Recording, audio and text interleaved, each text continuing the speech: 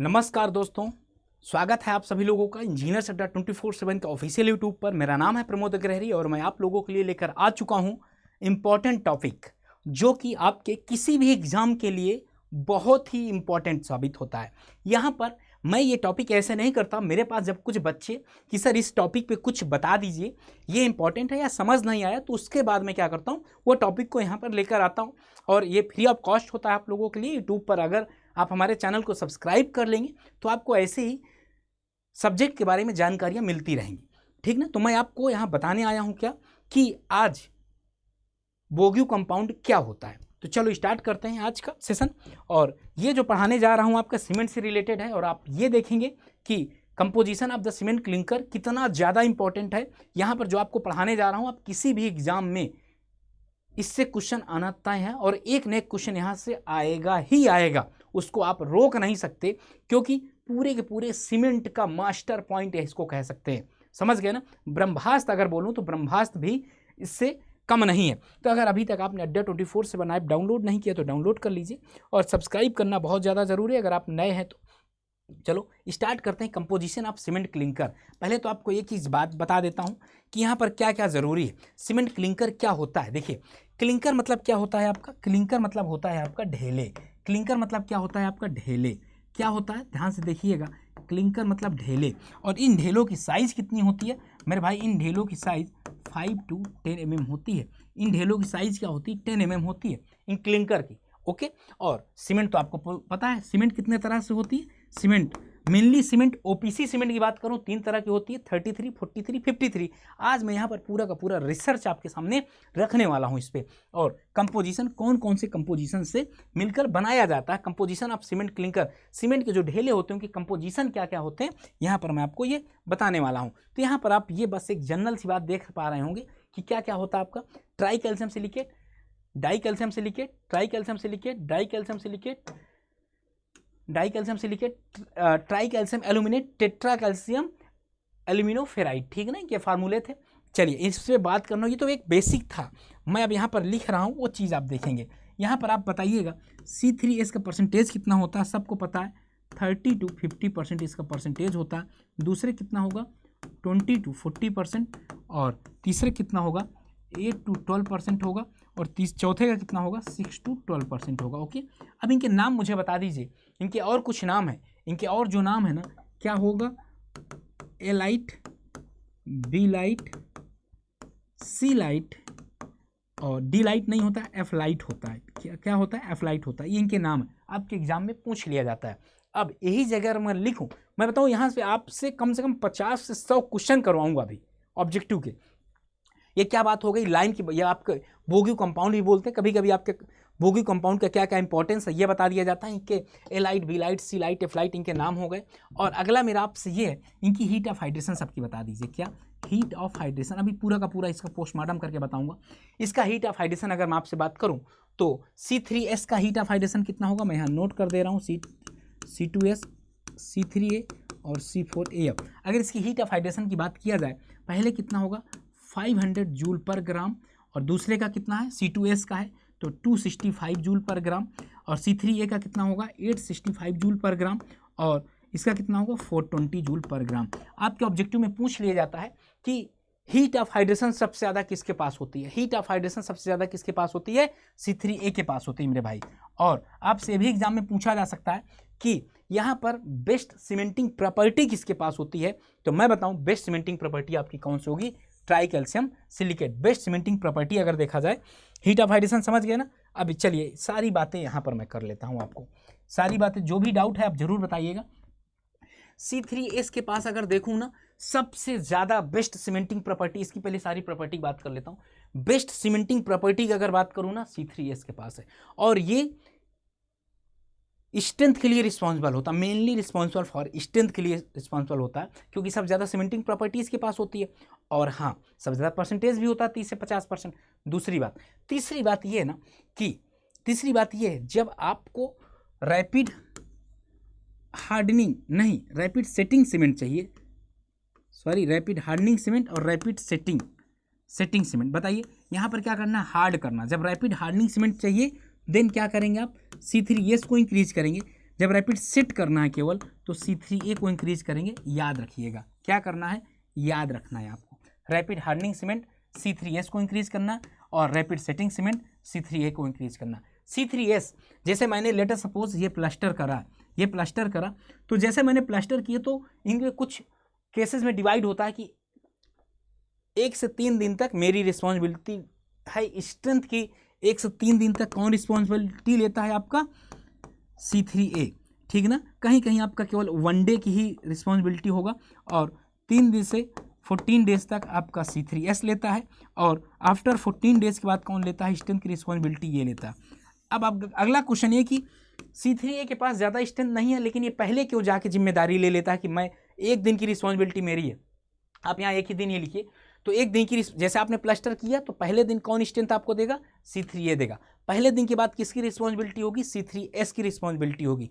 और C2S की जो रिस्पॉन्सिबिलिटी है अल्टीमेट, मतलब साल 2 4 साल 10 साल तक ये स्ट्रेंथ देता रहता है। हाँ, धीरे धीरे देता है, क्या समझे, स्ट्रेंथ धीरे धीरे देता है। तो ये बात समझ में आ गई आपको। ये बात जैसे समझ में आ गई तो C3S का आपने कंटेंट देख लिया, इसका परसेंटेज देख लिया, इसका हीट ऑफ हाइड्रेशन देख लिया और ये कब इंक्रीज की जाती है। तो यहाँ पर स्ट्रेंथ की किसकी रिस्पॉन्सिबिलिटी होती है।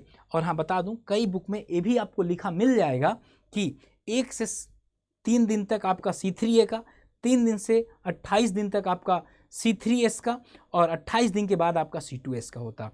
कई बुक में मतलब अलग अलग यहाँ पर सब का विचार है। तो यहाँ पहला आप समझ गए C3S के बारे में समझ गए। अब यहाँ पर बताऊँ मैं आपको C2S के बारे में, अगर प्रॉपर्टी बताऊँ क्या C2S, तो ध्यान से सुनिएगा। C2S के बारे में अगर मैं बताऊँ आपको, C2S पहले तो इसके पास लो हीट ऑफ हाइड्रेशन होती है। तो ये वाली, ये कहाँ पर यूज किया जाता है, ये कहाँ पर इंक्रीज किया जाता है, जहाँ पर आपको लो हीट सीमेंट चाहिए। लो हीट सीमेंट चाहिए। सर ऐसे क्यों बोल देते हैं कि लो हीट सीमेंट में चाहिए, तो मैं बता देता हूँ क्यों ऐसा होता है। इसके पास कितना है, 265 जूल पर ग्राम, बहुत कम एनर्जी होती है, हीट ऑफ हाइड्रेशन बहुत कम होती है, इसलिए इसको मास स्ट्रक्चर में यूज किया जाता है। कहाँ यूज किया जाता है, मास स्ट्रक्चर में। अब एक बच्चे ने बोला कि सर मेरा मन नहीं है कि मास स्ट्रक्चर में मैं C2S के कंटेंट को इंक्रीज करूं, मेरा मन है सर मैं C3A के कंटेंट को इंक्रीज करूंगा। मैं कहा भाई बिल्कुल ट्राई कर लो। तो मैंने क्या बोला उससे, भाई तुम बिल्कुल ट्राई कर लो। तो जब उसने ट्राई किया तो मैं उसको बता दूं क्या समस्या आई। यहाँ तो पूरे में पानी भरा हुआ था, यहाँ पूरे में पानी भरा हुआ था। ये जैसे मास स्ट्रक्चर बनाया तो बताइएगा आप, ध्यान दीजिएगा। ये वाले पूरे पोर्शन में, ये वाले पूरे पोर्शन में क्या हुआ, ये वाले पूरे पोर्शन में क्या हो गया मेरे भाई, ये वाले पूरे पोर्शन में आपका ये बाहर वाले पानी के हिसाब से तो आपने आपको मैनेज कर लिया, लेकिन ये वाला मैनेज नहीं किया और इसके पास हीट ज़्यादा थी।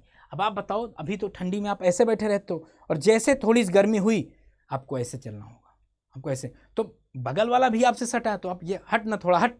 जब उसके हटेंगे तो लड़ाई होगी, जब लड़ाई होगी तो दोनों में क्रैक्स डेवलप हो जाएंगे। क्या हो जाता है, इनके पास हीट ज़्यादा होने की वजह से ना क्रैक डेवलप हो जाते हैं। इस वजह से ये वाला पार्टिकल या ये वाला इंक्रीज नहीं करते, इसको डिक्रीज करते हैं। बात समझ में आ गई, ये बात समझ में आ गई आपको। लो हीट सीमेंट कहाँ यूज होती है। लो हीट के बाद अगर मैं आपको बताऊं C3A ना बहुत फ्लैश सेटिंग, जो आपकी सीमेंट जल्दी सेट हो जाती है ना, C3A की देन है। और इसकी हीट ऑफ हाइड्रेशन तो बहुत ज़्यादा भाई, तो बहुत जल्दी तुरंत पानी डालिए, तुरंत रिएक्शन इसकी स्टार्ट हो जाएगी। इसी को रोकने के लिए आप जिप्सम को यूज करते हैं। क्या, इसी को रोकने के लिए आप क्या मेरे भाई यूज करते हो, जिप्सम का, जो कि क्या कहलाता है, रिटार्डर कहलाता है। ओके, ये क्या प्रोड्यूस करता, फ्लैश सेट प्रोड्यूस करता। अब अगला क्वेश्चन मैं बता दूं, अब अगला क्वेश्चन ये है कि अगर C3A का परसेंटेज इंक्रीज कर दिया जाए, तो अगला क्वेश्चन आपका ये कि अगर C3A का परसेंटेज इंक्रीज कर दिया जाए तो क्या होगा, स्ट्रेंथ क्या हो जाएगी, आपकी स्ट्रेंथ क्या हो जाएगी, वो डिक्रीज हो जाएगी। याद रख लीजिएगा। ओके, याद रख लीजिएगा, C3 का इंक्रीज करने के बाद स्ट्रेंथ क्या हो जाती है, डिक्रीज हो जाती है। इसके बाद अब क्या, C4AF, इसके पास कोई भी सीमेंटिंग वैल्यू नहीं होती। क्या होगा, नो सीमेंटिंग वैल्यू, इसके पास कोई भी सीमेंटिंग वैल्यू, C4AF के पास ना कोई भी सीमेंटिंग वैल्यू नहीं होती। तो अगला क्वेश्चन, फिर सर यूज क्यों करते हैं भाई, यूज इसलिए करते हैं क्योंकि ये आ ही जाता है, यूज नहीं करता, ये आ ही जाता है। जब कंपोनेंट बना रहे थे तो वहाँ पर C4AF आ ही जाता। इसकी हीट ऑफ हाइड्रेशन कैसे होगी, 420 मतलब समझ रहे हो 420, कोई हीट नहीं होती, उसके बाद भी यहाँ रहता। तो यहाँ पर आपने क्या सीखा, यहाँ पर आपने सीखा कि सारा बेसिक चीज़ें यहाँ बता दिया, एलाइट, बिलाइट, सिलाइट, इसके heat of hydration, best cementing property किसकी होती है, अल्टीमेट स्ट्रेंथ C2S देता है, C3A आपका फ्लैश सेटिंग के लिए रिस्पॉन्सिबल होता है और C4A आपके पास कोई भी सीमेंटिंग वैल्यू नहीं होती है। सबसे ज़्यादा सल्फेट रेजिस्टेंस क्या, और एक चीज़ यहाँ शायद भूल गया हूँ, अगर आप C2S की बात करोगे ना तो ये क्या होगा, सल्फेट रेजिस्टेंस होता है। ऐसा क्यों सर, सल्फेट रेजिस्टेंस क्यों बोल रहे हैं, क्योंकि आपके पानी में सल्फेट होगा ना तो लड़ लेगा, सल्फेट अगर होगा तो मैं लड़ लूँगा, भाई सल्फेट मेरा कुछ नहीं कर सकता। लेकिन C3S की अगर मैं बात करूँ, C3S की बात करूँ ना, इसके पास फ्रीजिंग एंड थाइंग की प्रॉपर्टी बहुत तगड़ी होती है। ये सर तगड़ी क्या बात हो गई, फ्रीजिंग एंड थाइंग का मतलब ये होता है कि अभी देखिएगा, ये आपकी ब्रिक थी, बड़े ध्यान से देखिएगा, समझा दे रहा हूँ सारा लॉजिक। ये आपकी ब्रिक थी, ये ब्रिक कह रहा हूँ, ये आपका प्लास्टर व्लास्टर कुछ किए थे, यहाँ पर ये पहले पानी था, ये पहले पानी था, ठीक ना, ये पानी यहाँ पर था। अब ये क्या हुआ, फ्रीज हो गया, फ्रीज हो गया मतलब जम गया, टेम्परेचर आपका निगेटिव में चला गया और ये क्या हो गया, जम गया। जैसे ये फ्रीज हो गया, फ्रीज होने बाद पता है वॉल्यूम इंक्रीज करता है, वॉल्यूम इंक्रीज करता है, डेंसिटी डिक्रीज करता है, रो इक्वल टू m/v, मास वैसे कांस्टेंट रहता है और जैसे वॉल्यूम इंक्रीज करेगा डिक्रीज कर जाता है। तो ये क्या हुआ, वॉल्यूम बढ़ा, तो वॉल्यूम बढ़ा तो अगर इसके पास स्पेस नहीं होगा तो क्या कर देगा, क्रैक डेवलप कर देगा। तो अगर C3A के पास C3S के पास ये प्रॉपर्टी होती ना कि फ्रीजिंग और थाइंग के लिए रेजिस्टेंस होता है, क्या होता है इसके पास, रेजिस्टेंस होता है कि परेशान मत हो, मैं तुमको क्रैक नहीं होने दूंगा, क्या है कि परेशान मत हो, मैं तुमको क्रैक नहीं होने दूंगा। ये हो गया आपका। तो यहाँ पर आप ये सारा कुछ समझ गए कि कौन सबसे पहले करता है, कौन सबसे बाद में करता है, और इसमें कुछ ऐसी चीज़। और C3S की खास बात ये होती है कि अगर इसको अगर बर्न करते हो ना, इसी सहायता से और कुछ चीज़ें होती हैं जो बहुत जल्दी जल जाती हैं, बहुत जल्दी केमिकल रिएक्शन कर लेती हैं।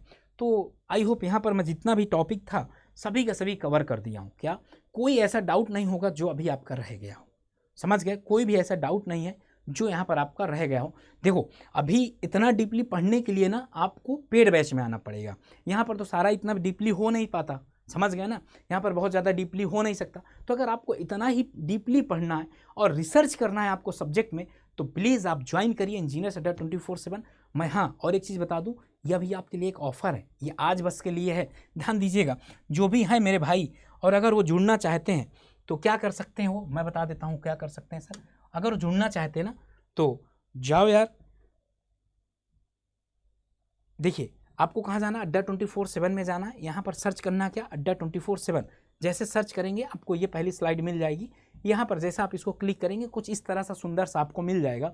मैं इसलिए बता रहा हूँ ना, मुझे यह नहीं बताना चाहिए, लेकिन होता क्या है कि कुछ बच्चे होते हैं यार सर कॉन्सेप्ट पढ़ना, लेकिन हम ज्वाइन नहीं कर पा रहे हैं। तो आज तो आपके लिए बहुत ही बेहतरीन मौका है, क्योंकि आज हम लोग महोत्सव मना रहे हैं। तो उस महोत्सव के तहत देखिए आप सिविल, मैकेनिकल, इलेक्ट्रिकल का कोई भी आप महापैक ले सकते हैं। तो यहाँ पर महापैक के लिए क्या करेंगे, वाया ऑफर में जाएंगे। वाया ऑफर में जाने के बाद यहाँ पर देखिए कोड आपको बता दे रहा हूँ। एक्चुअली ये कोड मैं सर इसलिए बता रहा हूँ क्योंकि हर स्टूडेंट को यार मैक्सिमम डिस्काउंट चाहिए। बिल्कुल सही बात है यार, वो अभी स्टूडेंट है यार, उनके लिए पैसा भी मैटर करता है। तो यार बिल्कुल ये आपके लिए गुड अपॉर्चुनिटी है कि मेरे भाई जाओ और अभी अपने आप को इनरोल कर लो। 33 रुपये का 1 साल का, और वहाँ पर भी मैं ऐसे ही डीप कॉन्सेप्ट आपको पढ़ाऊँगा मेरे भाई। तो ये बात समझ गए। लेकिन अगर ये कोड लगाएंगे ना तो तभी मैक्सिमम डिस्काउंट आप पा सकते हैं। क्या मेरे भाई, अगर आप Y579 लगाएंगे तभी आप मैक्सिमम डिस्काउंट पा सकते हैं। और महापैक परचेज करिएगा, ठीक। तो जाओ यार अभी अपने आप को इनरोल करो। ये तो 6 महीने का था, लेकिन ये आज बस के लिए है। तो जाओ अपने आप को इनरोल करो और ऐसे ही डीपली कॉन्सेप्ट पढ़ने के लिए प्रमोद सर से जुड़िए आप। Okay, bye bye.